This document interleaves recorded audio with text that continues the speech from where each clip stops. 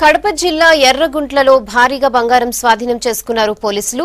ఎర్రగుంట్లలో వాహన తనిఖీ చేస్తున్న సమయంలో ఓ కారులో 5 కేజీల 700 గ్రాముల బంగారాన్ని పోలీసులు గుర్తించారు. బంగారాన్ని చెన్నై నుంచి ప్రొద్దుటూరు తరలిస్తున్నట్లు తెలిపిన అధికారులు ఇద్దరిని అదుపులోకి తీసుకుని విచారిస్తున్నారు.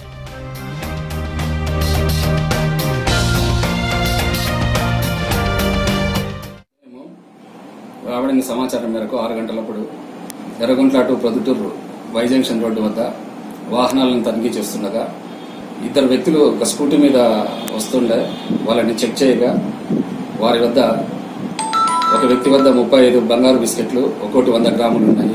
ఇంకొక వ్యక్తి వద్ద 22 బిస్కెట్లు ఒక్కోటి 100 గ్రాములు ఉన్నాయి.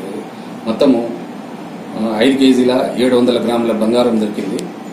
వారి దానికి సంబంధించిన బిల్లులు కానీ ఏమైనా ఆధారాలు కానీ డాక్యుమెంట్లు కానీ ఉన్నాయని అడిగితే వారి దగ్గర ఎటువంటి ఆధారాలు వాళ్ళు చూపలేదు.